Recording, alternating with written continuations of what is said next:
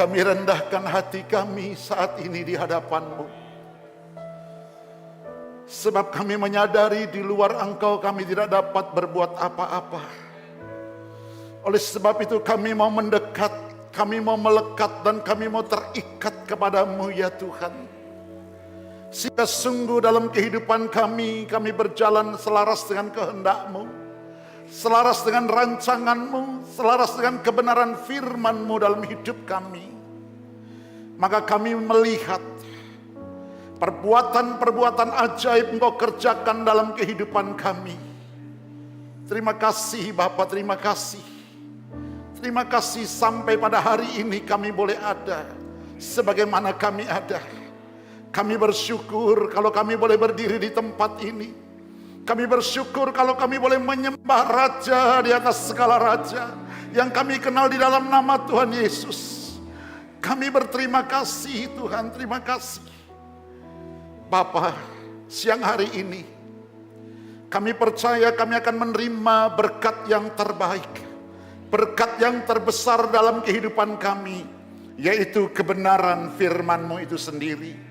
Sebab kami mempercayai ketika kami melakukan apa yang Kau perintahkan, maka janji-Mu iya dan amin terjadi dalam kehidupan kami. Terima kasih Bapa. Berfirmanlah Tuhan, dan urapi kami semuanya, baik hamba-Mu yang berbicara maupun umat-Mu yang mendengar. Tetapi khususkanlah hamba-Mu berdiri di tempat ini. Pakailah hamba-Mu sebatas alat-Mu saja ya Tuhan.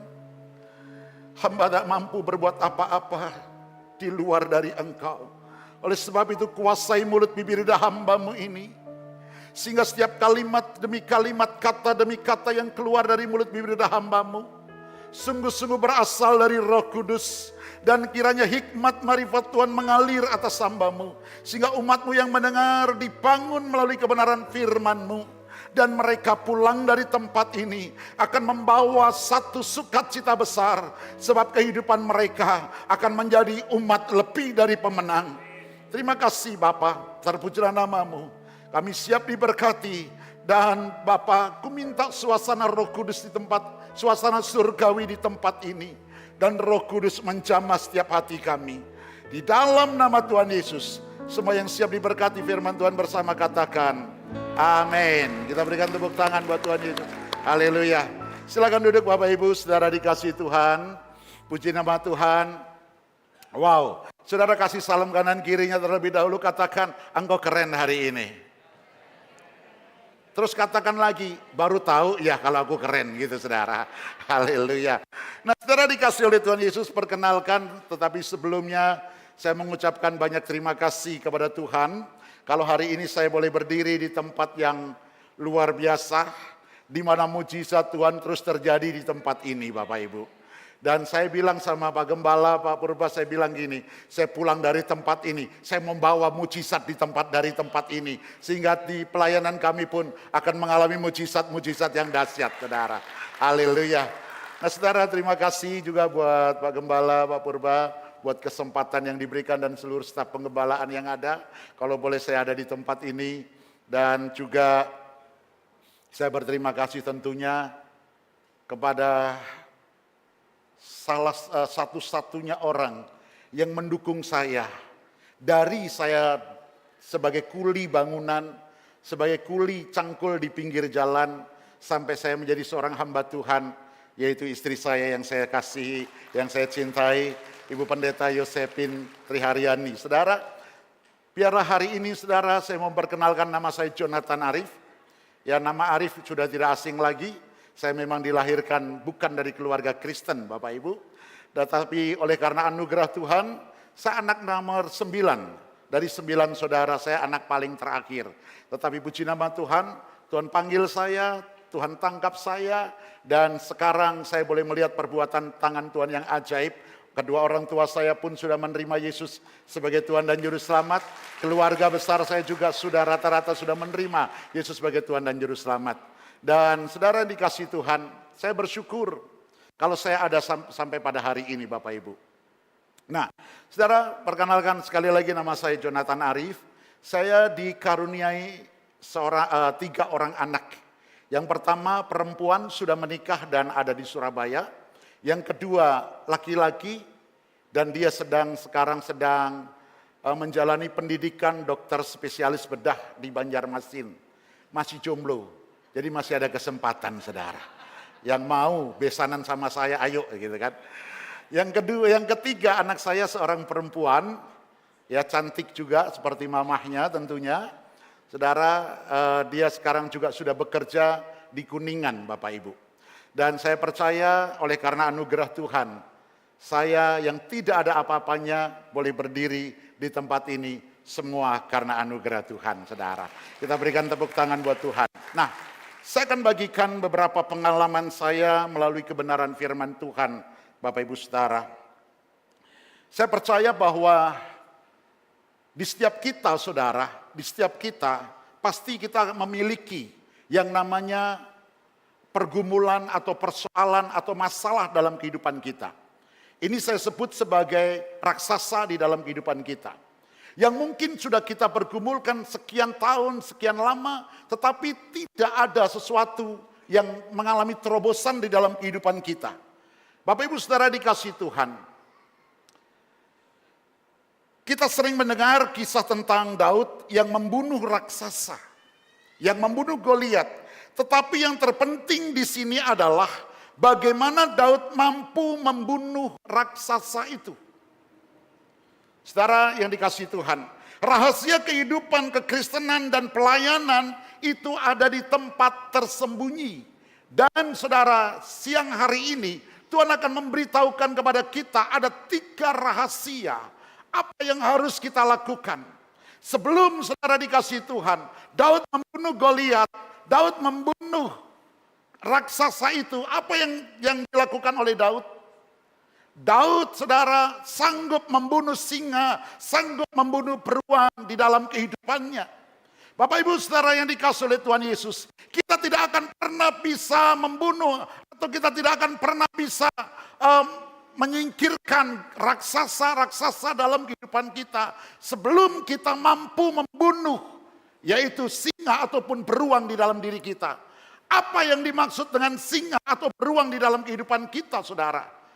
Apa itu, saudara? Ada 3 hal. Next, boleh ditampilkan.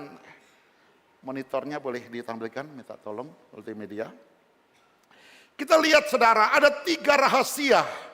Dan ini adalah 3 musuh utama yang menyerang pertumbuhan rohani kita. Yang pertama adalah keserakahan, katakan keserakahan. Yang kedua adalah kesombongan. Yang ketiga adalah kedagingan. Saudara, inilah singa-singa yang ada di dalam diri kita. Saya mau tanya, Bapak Ibu yang dikasih oleh Tuhan Yesus, tolong jawab dengan jujur daripada nggak masuk surga. Sudah ibadah nggak masuk surga, saudara. Ya, tolong jawab dengan jujur. Siapa di antara kita semuanya yang tidak pernah sombong? Boleh angkat tangan dan kalau ada tolong gantikan khotbah. Bagaimana caranya tidak pernah sombong? Sekali lagi, tolong jawab dengan jujur. Siapa di antara kita yang tidak pernah sombong dalam kehidupan? Oh, jadi saya berdiri di antara orang? Saudara yang jawab ya.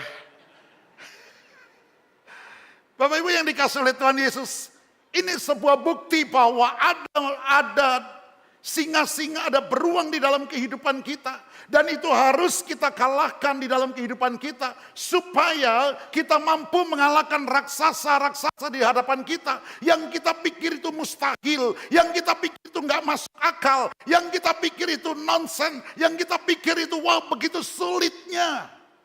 Sampai-sampai mungkin saudara ketakutan. Bapak Ibu dikasih Tuhan. Oleh sebab itu, kita perlu membunuh ketiga raksasa, ketiga singa-singa ini dalam kehidupan kita. Saudara yang dikasih Tuhan, saudara tidak akan pernah bisa menjadi pembunuh raksasa di depan umum. Sampai saudara menjadi pembunuh singa yang ada di dalam diri kita. Oleh sebab itu Tuhan Yesus memberitahukan rahasia untuk kita mampu mengalahkan singa-singa dalam kehidupan kita. Rahasia yang pertama, next. Rahasia yang pertama, Saudara, yaitu apa? Mengalahkan roh keserakahan. Mari kita baca bersama-sama ayatnya. Boleh minta tolong multimedia untuk layar bisa ditampilkan supaya saya bisa membaca juga. Baik, terima kasih. Yuk kita mematahkan roh keserakahan. Matius 6 ayat yang keempat. 3, 2, 1. Hendaklah sedekahmu itu diberikan dengan tersembunyi, maka Bapamu yang melihat yang tersembunyi akan membalasnya kepadamu. Saudara yang dikasihi Tuhan, rahasia yang harus disembunyikan seseorang adalah pemberiannya atau pengorbanannya. Memberi dengan berkorban akan mematahkan roh keserakahan dalam kehidupan kita. Saudara yang dikasihi Tuhan, saudara datang ke gereja membawa persembahan, memasukkan persembahan itu baik. Itu sangat baik. Tetapi bagaimana dengan persepuluhan saudara? Terkadang saudaraku yang dikasihi Tuhan, untuk kita mengembalikan persembahan persepuluhan, kita bisa memikirkan, cukup enggak ya? Kalau enggak cukup bagaimana? Bahkan mungkin juga ada yang berkata, kalau aku kembalikan perpuluhan, enakan pendetanya, enakan gembalanya. Saudara yang dikasihi Tuhan, mari kita renungkan. Ketika saudara membawa persembahan persepuluhan, saya percaya kita sedang menghormati Tuhan. Dengan cara kita melakukan apa yang menjadi perintah Tuhan di dalam kehidupan kita. Kita bawa 10% di hadapan Tuhan. Kita sedang menghormati Tuhan. Dan kita sedang berkata kepada Tuhan, Tuhan ini 90%.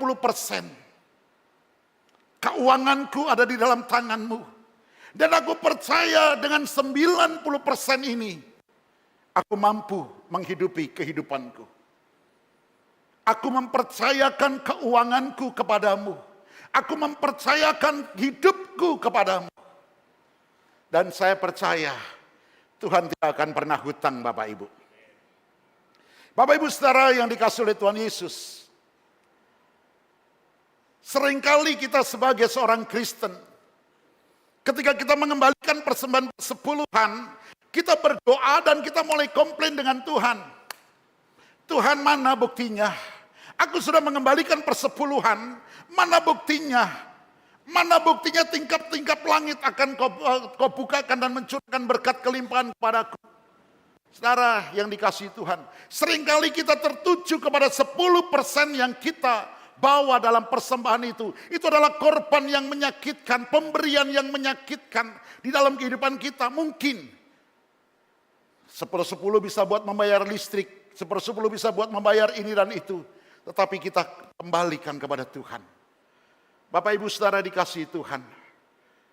Itu pemberian, itu pengorbanan yang menyakitkan. Dan itu harus kita kembalikan kepada Tuhan. Artinya kita sedang menghormati Tuhan. Saudara, saya mau tanya, tolong jawab dengan jujur sekali lagi.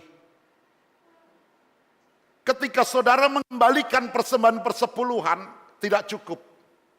Keuangan saudara tidak cukup. Saudara tidak mengembalikan pun, saudara juga tidak cukup. Kira-kira mana yang saudara pilih? Mengembalikan atau tidak mengembalikan? Halo? Apakah ada yang berani jawab? Mengembalikan atau tidak mengembalikan? Malaikat yang mencatat saudara ya. Saudara yang dikasihi Tuhan, saya bekerja pertama kali, saya membawa istri saya dari kampung. Saya datang ke Jakarta. Kerjaan saya hanyalah sebagai seorang kuli bangunan. Kalau Bapak Ibu melihat, ya orang-orang yang di pinggir jalan sedang mencangkul untuk menanam pipa-pipa kabel, itu saya pernah lakukan itu. Saya pernah bekerja di bidang itu sebagai kuli cangkul Bapak Ibu. Saya bawa istri saya naik kereta ekonomi dari kampung, seperti Kabayan, saudara. Baju-baju kami kumpulkan, kami bungkus dengan spray. Dan kami bawa, nggak punya tas. Kami masuk sebuah kontrakan yang kecil. Mungkin kira-kira 4x3 seperti itu. Tidak ada kamar mandi berbarengan dengan pemiliknya. Dan tempat yang saya tidurin itu adalah sebuah septic tank, Bapak Ibu. Dan kalau malam saudara, seringkali keluar yang seperti, kalau orang Jawa bilang ketonggeng. Seperti skorpion begitu, saudara. Ya kala jengking tapi yang warnanya hitam, yang baunya sangat asam sekali. Nah saudara dikasih Tuhan, itu seringkali, dan saya punya 2 anak. Saudara, anak saya yang pertama dan yang kedua, cewek dan cowok, mengalami busung lapar. Karena tidak ada yang bisa kami makan, Bapak Ibu. Kami nggak cukup. Kalau kami bekerja, saudara, ketika kami ditraktir oleh teman, saya di warteg, itu saya bawa pulang. Lauknya dan nasinya saya bawa pulang. Saya hanya makan sedikit. Makanya tadi saya ketemu dengan teman saya yang full timer waktu kita sama-sama melayani, saudara. Badanmu Pak sekarang gede banget gitu, saudara. Dulu saya full timer pun segini badan saya, saudara. Saudara dikasih Tuhan, anak saya busung lapar. Nggak ada yang dimakan. Tetapi apakah saya tidak mengembalikan apa yang menjadi milik Tuhan? Setiap bulan saya bawa persembahan itu. Sekalipun saya harus bayar kontrakan, sekalipun saya harus mencukupi keluarga. Dibilang cukup, tidak Bapak Ibu. Lantas ketika saya mengembalikan, apakah tiba-tiba saudara uang dari surga itu keleyang pak di depan saya? Saya percaya saya juga pingsan pasti. Enggak saudara. Lantas bagaimana cara Tuhan membalas? Lantas bagaimana cara Tuhan memberkati kehidupan kita yang taat akan kebenaran firman-Nya? Saudara yang dikasihi Tuhan, Tuhan mampu mengangkat kehidupan kami. Suatu ketika saya ditempatkan di sebuah proyek. Dan saya adalah orang Kristen satu-satunya di proyek itu. Kalau lebaran mereka semuanya saudara libur. Saya masuk, saya jaga gudang di situ Bapak Ibu. Tetapi saya belajar. Saya belajar karena saya di luar kota, saya tidak pulang ke rumah. Saya belajar di gudang itu, saya belajar di office itu. Saya belajar artful drawing dan lain sebagainya. Saudara saya pelajarin, saya berdoa, saya minta kepandaian dari Tuhan. Saya pelajarin. Dan satu titik Tuhan mengangkat dari sebuah peristiwa di mana pada waktu itu main kontraktornya akan cor sebuah tiang tengah yang ada panel-panelnya, saudara. Dan saat itu harus ada sparring-sparring yang harus dipasang. Tetapi karena PT saya tidak ada seorang pun yang masuk, hanya saya. Kemudian main kontraktor, project manager main kontraktor datang ke kantor kami dan cuma menemui saya. Dan saya ditanya, kamu siapa? Saya tukang gali Pak. Saya lagi nanam pipa hidran. Oh gitu, saya mau butuh ini gimana? Ya, dia bilang begitu. Ini ada panel dan harus ada sparring yang harus dipasang. Sekarang nggak ada orang dan lain sebagainya. Kalau ini nggak dikerjakan, tertunda semua proyek kita. Saya tanya, Pak, mohon maaf, yang mana? Saya buka gambar Bapak Ibu. Saya liatin, yang mana, bagian mana? Yang ini di tengah ini. Oh ini Pak, oh jadi ini larinya ke sini ke ruang komputer. Oh ini kabel larinya ke sini. Saya jelaskan semuanya. Dia bilang kamu bisa, saya bisa Pak pasang sparringnya. Yaudah kamu kerjakan. Saya minta bantuan orang. Saat itu Bapak Ibu, saya kerjakan semua selesai. Dan luar biasanya ketika masuk, ya project manager saya masuk, semua staff masuk. Main kontraktor tadi datang. Langsung dia bilang gini, kamu itu punya orang pintar, kenapa kamu jadikan tukang gali? Sekarang kamu angkat dia jadi foreman. Saudara, dengan jelas Tuhan naikkan level ke saya. Di situ saya dari foreman sampai supervisor, sampai saya set manager, project manager. Bapak Ibu dikasihi Tuhan. Dan yang terakhir saya bekerja di pengeboran panas bumi, di geothermal. Proyek saya di Ciwidey, di Dieng, kemudian juga ada di Bali, di Bedugul. Semua karena Tuhan Bapak Ibu. Saya tidak pendidikan insinyur, tetapi anak buah saya kebanyakan insinyur saudara. Dan luar biasanya itu semua karena Tuhan saudara. Jadi kita berikan tepuk tangan buat Tuhan. Jadi jangan kita berpikir ketika kita mengembalikan persembahan persepuluhan dengan rasa sakit yang ada. Saudara mulai komplain dengan Tuhan ketika persoalan datang ke hidupmu. Raksasa yang saya hadapi pada waktu itu adalah kemustahilan saya menjadi seorang. Adalah kemustahilan saya menjadi, saudara, seseorang yang sukses. Itu raksasa saya. Tetapi saya tahu, ketika 3 rahasia ini saya lakukan, Tuhan membukakan jalan kehidupan itu bagi kita. Amin, saudara. Nah, saudara, ini dikasih oleh Tuhan Yesus. Kita lihat slide berikutnya. Nah, saudara kenal ini? Saudara kenal ini? Nah, kenal, saudara. Ini ada satu kisah antara babi dan ayam sama-sama berjalan di sebuah kampung.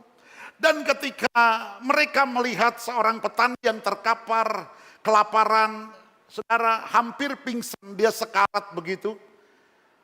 Sang ayam ini ngomong sama babi begini, Bi, ya, bukan beb ya. Tapi Bi gitu, saudara. Bi, kita perlu tolong dia. Terus babi menjawab, Yam, bukan ayang ya, Yam gitu, saudara.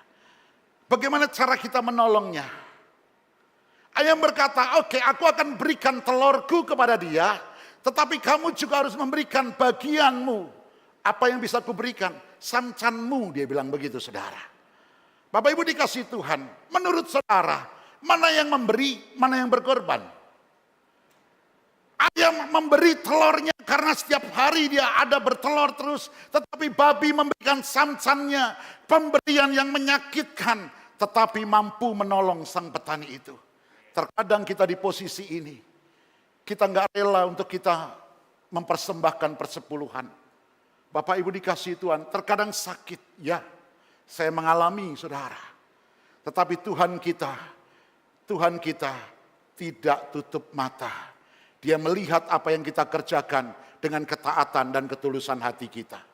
Amin, saudara. Saudara yang dikasih Tuhan, kita lihat di sini bahwa satu hal pemberian kita perlu kita sungguh-sungguh. Dengan mengembalikan persembahan persepuluhan, saya percaya Tuhan mampu membalas segala sesuatu dalam kehidupan saudara. Bapak Ibu yang dikasih oleh Tuhan Yesus, ketika Tuhan menyentuh hatimu dan meminta engkau berkorban dan saudara melakukan dalam ketaatan secara rahasia, apa yang akan terjadi? Alkitab mengatakan begini, bahwa Tuhan melihat pengorbanan finansial kita secara rahasia, maka Tuhan akan membalasnya secara terbuka. Saudara perhatikan, Daud membunuh singa, Daud membunuh beruang, tidak ada seorang pun yang tahu. Tetapi lihat promosinya Tuhan. Daud dinyatakan dia mampu membunuh Goliat raksasa itu. Dan Tuhan buka secara terbuka.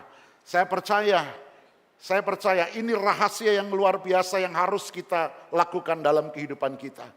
Jadi mulai hari ini, jangan kita hitung-hitungan lagi dengan Tuhan. Tetapi sungguh-sungguh ketika Tuhan menyuruh saudara dan saya, lakukanlah. Maka saya percaya Tuhan akan membalasnya. Saudara, ketika Tuhan memanggil saya sebagai seorang full timer tahun 98, saya sedang posisi top.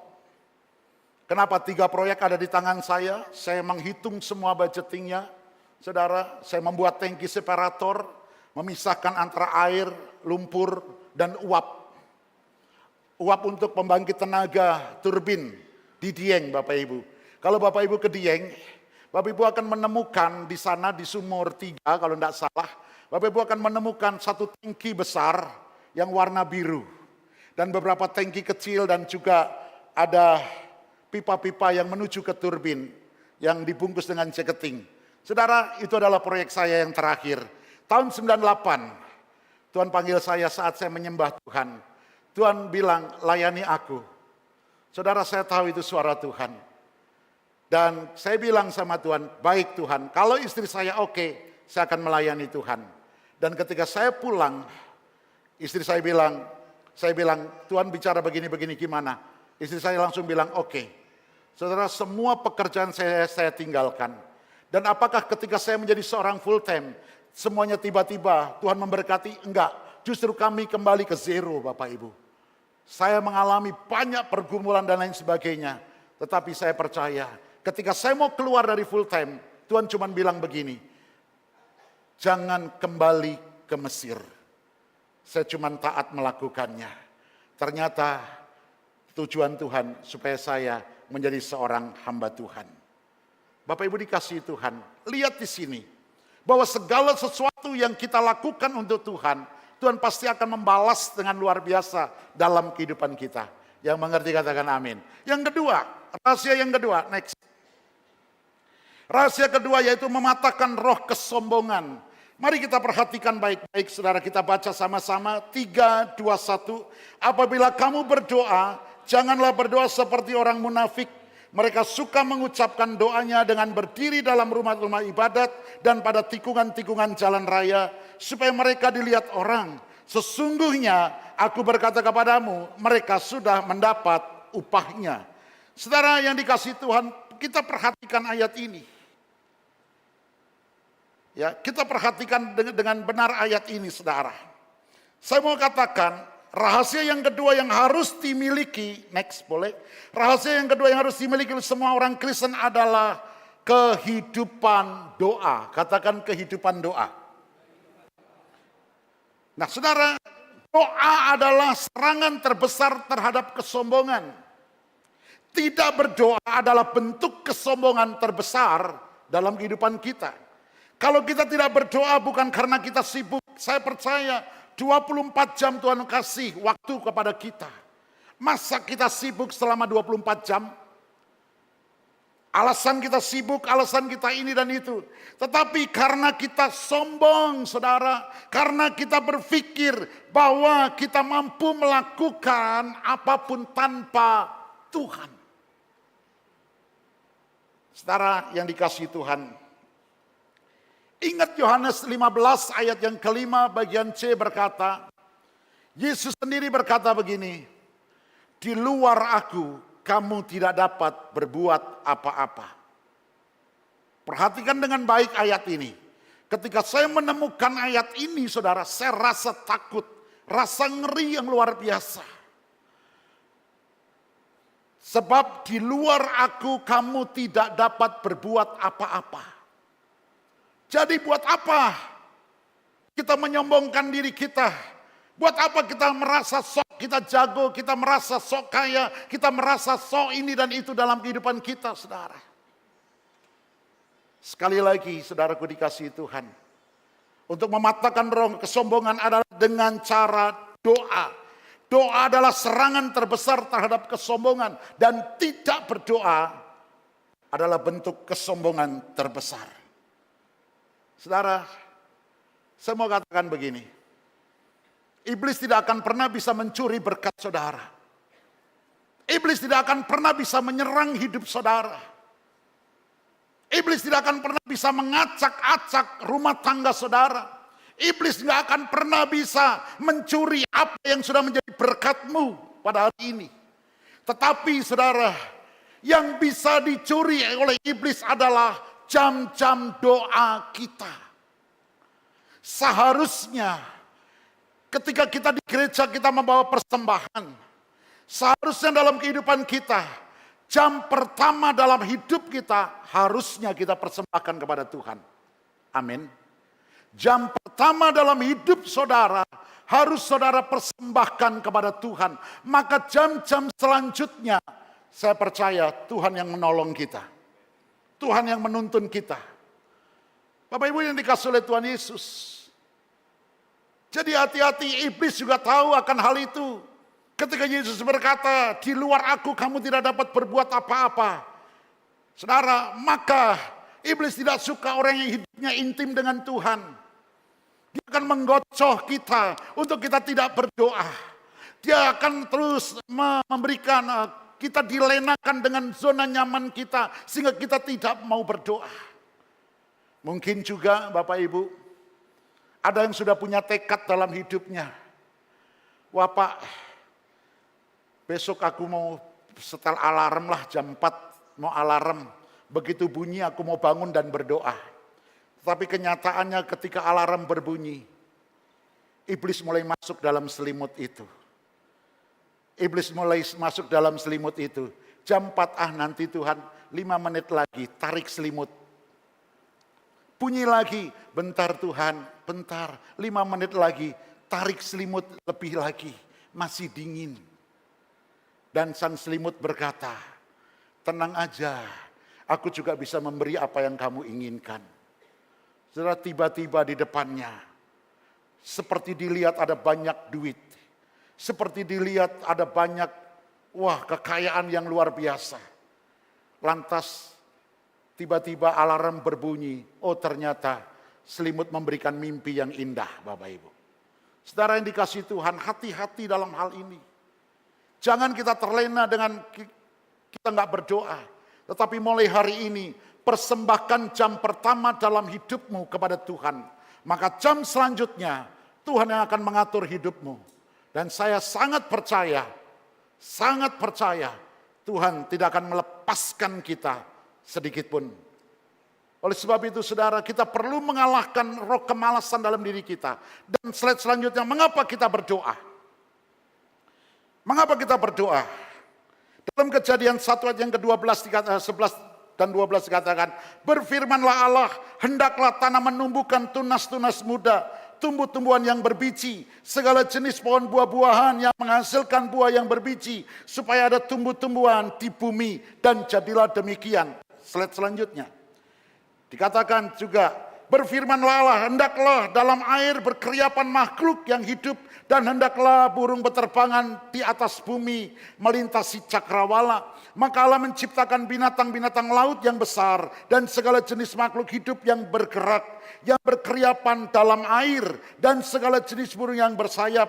Allah melihat bahwa semuanya itu baik. Slide selanjutnya. Berfirmanlah Allah, baiklah kita menjadikan manusia menurut gambar dan rupa kita, supaya mereka berkuasa atas ikan-ikan di laut dan burung-burung di udara dan atas ternak di atas bumi dan seterusnya. Saudara perhatikan di sini. Tanah menghasilkan tumbuh-tumbuhan berasal dari tanah. Tumbuh-tumbuhan berasal dari tanah. Dan ketika tumbuh-tumbuhan itu dicabut dari tanah, maka tumbuh-tumbuhan itu akan mati. Ikan berasal dari air. Maka ketika ikan itu keluar dari air, saudara, ikan itu akan mati. Saudara dan saya berasal dari Tuhan. Kita diciptakan oleh Tuhan. Kita berasal dari Dia. Lantas kalau kita keluar dari Tuhan, kita pun juga akan mati secara rohani kita. Sehingga kita tidak menerima keselamatan apapun yang kita percayai. Bapak Ibu Saudara yang dikasihi oleh Tuhan Yesus. Jadi kalau kita mempercayai bahwa kita berasal dari Allah, seharusnya hidup kita bergantung sepenuhnya kepada Dia. Oleh sebab itu jam pertama dalam hidup saudara dan saya perlu kita persembahkan kepada Tuhan. Jangan kita mengambil jam pertama itu untuk kehidupan kita secara pribadi. Begitu naik mata, waduh, nanti ada rentenir datang. Waduh, nanti ada begini. Waduh, nanti ada begini. Saudara, jam pertama, basuhlah mukamu dan duduklah diam di kaki Tuhan. Di tempat tersembunyi. Di tempat tersembunyi. Berdoalah buat keluargamu. Berdoalah buat usaha pekerjaanmu. Berdoalah buat masa depan anak-anakmu. Bapak Ibu yang dikasihi Tuhan, dengar dengan baik hari ini. Tuhan itu konsen sekali dengan yang namanya keluarga. Mari kita lihat. Kalau kita sebagai seorang bapak, kita sebagai seorang ayah, kita tidak memiliki hubungan yang karib dengan Tuhan, maka saudara bisa melihat anak-anak saudara mau jadi apa. Jangan salahkan anakmu memberontak. Jangan salahkan anakmu kalau dia melakukan hal-hal yang tidak kau kehendaki. Lihat diri kita terlebih dahulu. Apakah kita memiliki hubungan yang karib dengan Tuhan? Apakah jam pertama dalam hidup kita persembahkan kepada Tuhan? Karena firman Tuhan juga berkata, carilah dahulu kerajaan Allah dan kebenarannya, maka semuanya akan ditambahkan kepadamu. Saudara yang dikasihi oleh Tuhan Yesus siang hari ini, mari saudara, di tempat ini ada doa. Di tempat ini ada terus berdoa. Saya percaya kalau doa orang-orang benar dinaikkan, maka saya percaya akan terjadi mujizat demi mujizat yang lebih dahsyat. Amin, saudara. Bilang kanan kirinya, katakan, persembahkan jam pertama dalam hidupmu kepada Tuhan. Amin. Kasih tahu, jangan melototin saya, saudara. Persembahkan jam pertama dalam hidupmu kepada Tuhan. Apalagi, maaf para suami, engkau seharusnya jam pertama dalam hidupmu engkau persembahkan kepada Tuhan. Sehingga Tuhan yang memimpin langkah kehidupanmu. Kau menjadi imam dalam keluarga itu. Yang ketiga, slide selanjutnya. Rahasia yang ketiga itu mematahkan nafsu kedagingan. Dikatakan begini, supaya jangan dilihat oleh orang bahwa engkau sedang berpuasa, melainkan hanya oleh Bapamu yang ada di tempat tersembunyi, maka Bapamu yang melihat yang tersembunyi akan membalasnya kepadamu. Rahasia yang ketiga yang harus dimiliki oleh semua orang percaya adalah hal puasa. Katakan puasa. Katakan puasa. Siapa yang pernah puasa?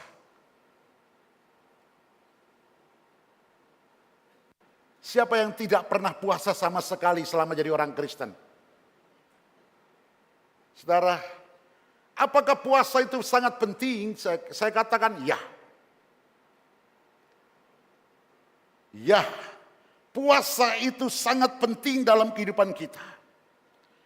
Ya, saya sangat percaya Bapak Ibu, bahwa puasa ini adalah perintah dari Tuhan itu sendiri. Dikatakan dengan jelas ayat ini, Yesus berkata, Bapamu supaya jangan dilihat oleh orang bahwa engkau sedang berpuasa. Saudara, godaan pertama kali manusia di Taman Eden adalah soal makanan. Godaan yang pertama kali yang terjadi atas Yesus juga hal makanan.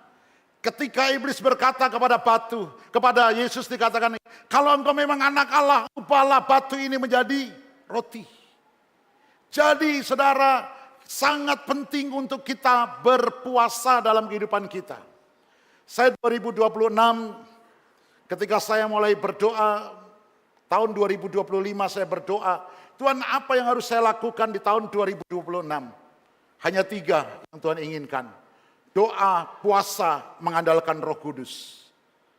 Dan kami baru selesai namanya puasa Ester. Tahu saudara puasa Ester itu apa? Tahu puasa Firaun apa? Puasa Ester itu 3 hari 3 malam tidak makan, tidak minum. 72 jam. Kalau puasa Firaun tahu? Puasa apa aja dimakan kalau Firaun, saudara.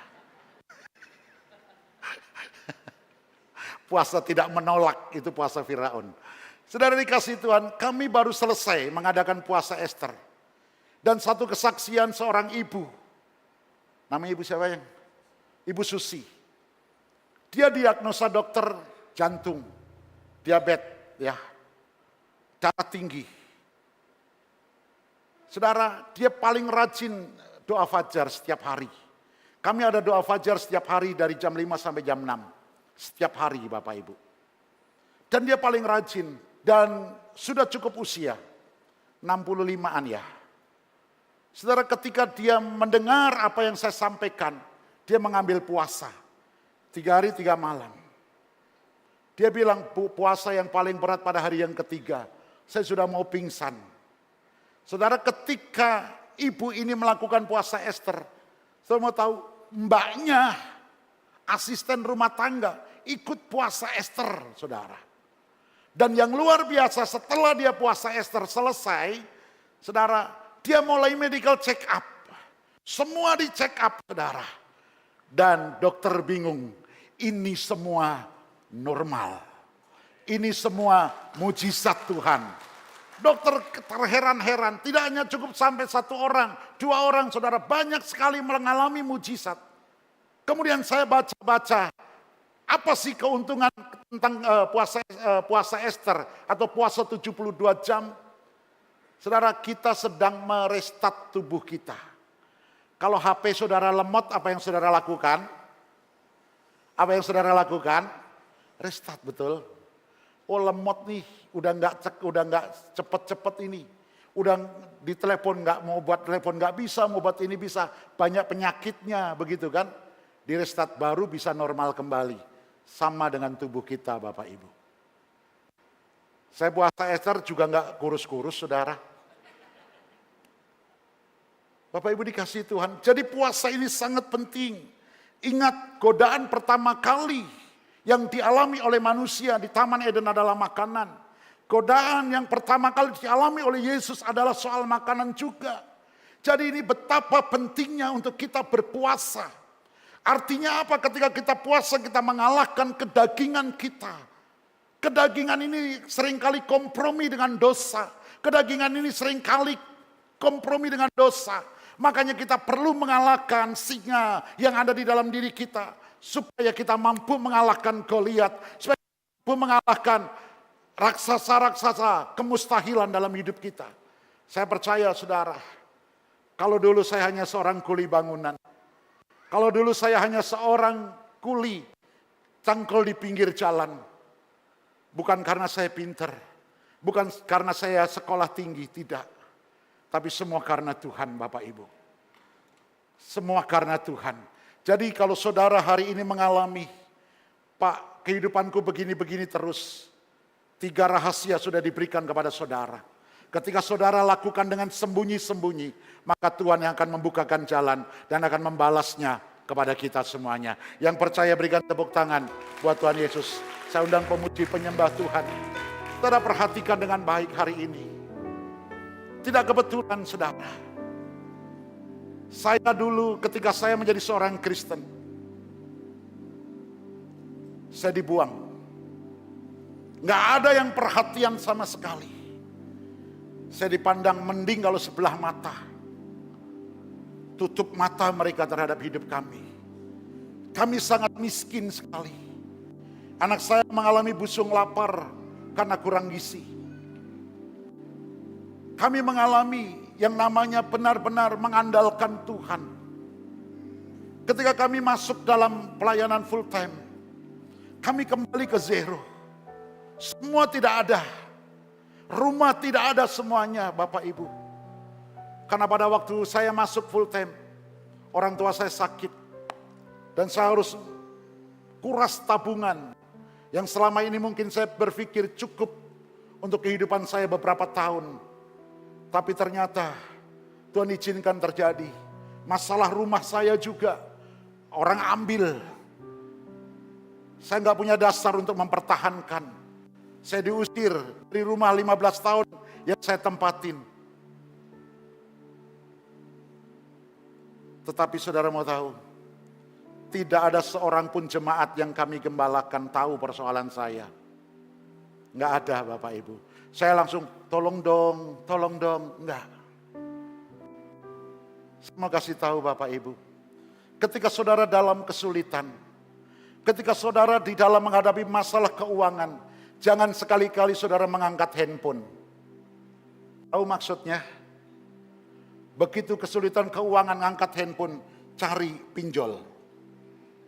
Bilang kanan kirinya, aku tahu siapa yang dimaksud Pak Yonatan. Cari pinjol, oh pinjol. Tetapi mulailah ketika engkau dalam kesulitan, angkatlah tanganmu kepada dia. Maka dia akan turun tangan dan memberkati engkau. Dan saudara mau tahu, ketika kami 2 tahun bergandengan tangan meminta sebuah rumah, kami bersama sepakat begini, Tuhan, kalau engkau sudah memberikan rumah aku di surga, engkau juga akan memberikan rumah aku di bumi. Itu saya perkatakan Bapak Ibu. Dan aku percaya jadilah kehendakmu di bumi ini seperti di surga. Dan saya mendapatkan rumah 2 lantai dengan cara gratis. Tidak hanya itu saja, kita berikan tepuk tangan buat Tuhan. Tidak hanya itu saja, Tuhan memberikan saya kendaraan, memberikan saya mobil. Terus saudara, tiap tahun kami melihat perbuatan tangan Tuhan yang ajaib. Kami banyak dirugikan, tetapi kami cuman sujud kepada Tuhan. Karena kami percaya, saya sebagai manusia tidak bisa berbuat apa-apa, apalagi saya sebagai hamba Tuhan. Saya hanya menyerahkan sepenuhnya kepada tangan Tuhan. Dan Dia yang bekerja dalam hidup kita. Haleluya. Saya percaya biarlah hari ini menjadi kekuatan bagi kita semuanya Bapak Ibu. Mari kalahkan kemustahilan, raksasa-raksasa yang kau anggap mustahil, yang bisa kau kalahkan. Kalahkan dulu singa dan beruang dalam hidupmu, yaitu kesombongan. Terus apa?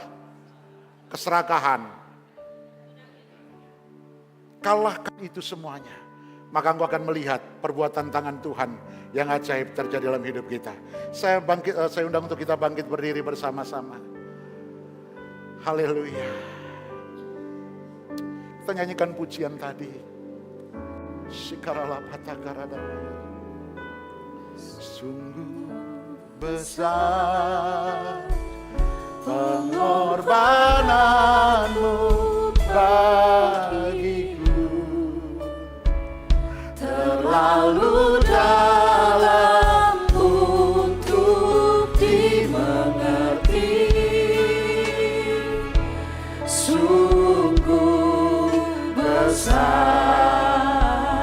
oh Yesus, sungguh indah. Amin.